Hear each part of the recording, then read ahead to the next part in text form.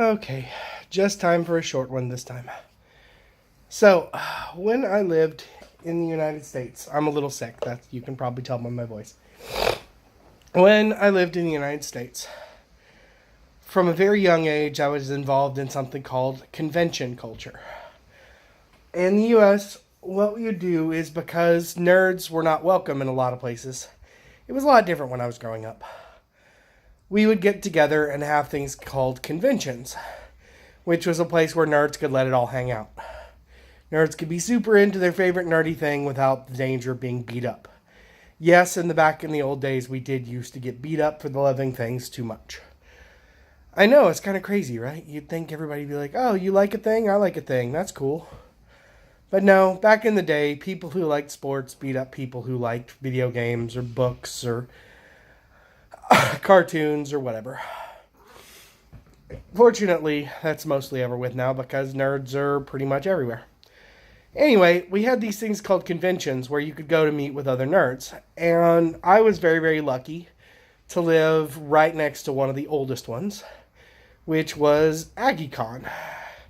AggieCon was called that because it was the mascot of Texas A&M, which was the Aggies. And AggieCon was around for 30 some odd years. Actually, I think it's close to 40 now, maybe even more than that.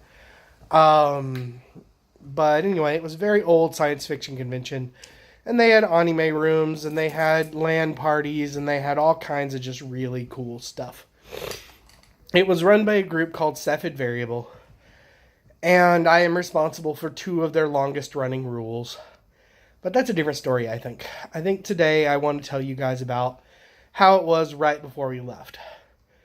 I always liked cons, and I used to go to them, and you could buy a badge or you could earn a badge. There were 4 different ways to earn a badge and 1 way to buy one.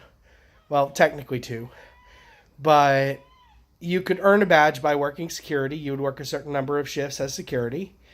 You could earn a badge by being help for the dealer's room, which meant you helped them drag stuff up there and you helped them pack up.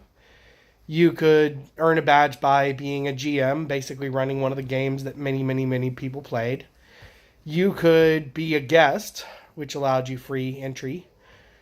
And you could buy one, and I got all 5 one year. Anyway, my wife and many of her friends were artists. And what they would do is they would go to these conventions and they would set up a little booth and people would come up to them and they would ask them for custom art. Now, they could also buy some of their art that they had made before the convention.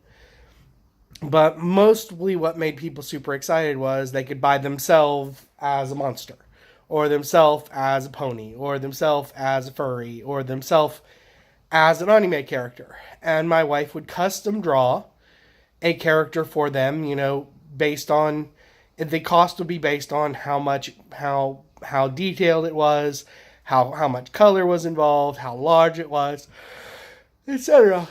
And people would pay pretty serious amounts for these custom arts. So much so that me and my wife, even though we were both working full-time as teachers, we were still pretty poor in the U.S.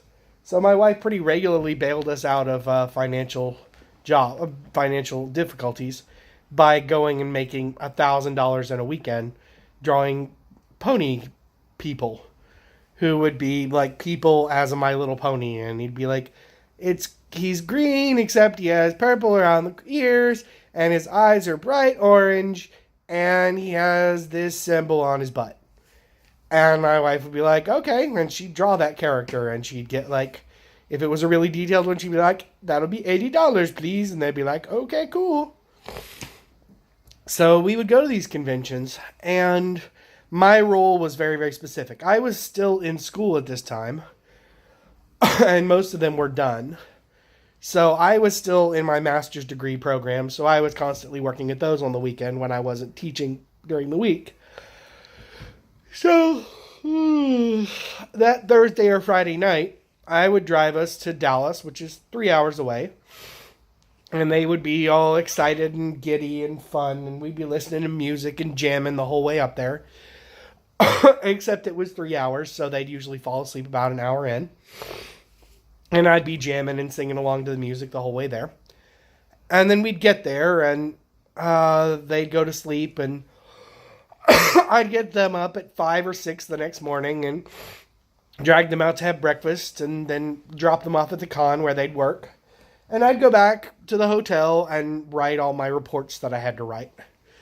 And then at lunchtime, I'd get back up and I'd go back into town and I'd pick them up some food and I'd go by their thing and I'd make sure they ate. And then I'd watch their little selling place while they went to the restroom and got some water.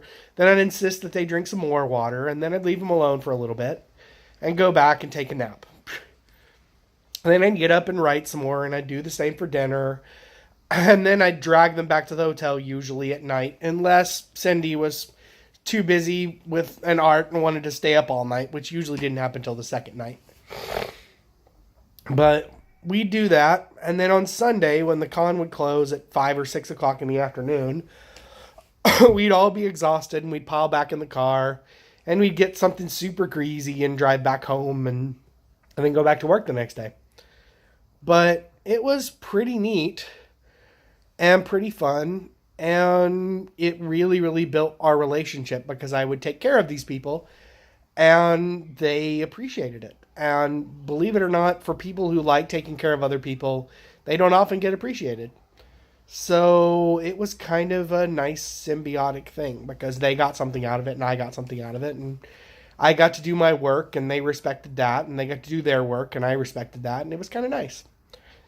But I do kind of miss conventions. We've come to game jams have a similar feeling, but because they're just this open side of nerdery, and you can allow yourself to relax around other people.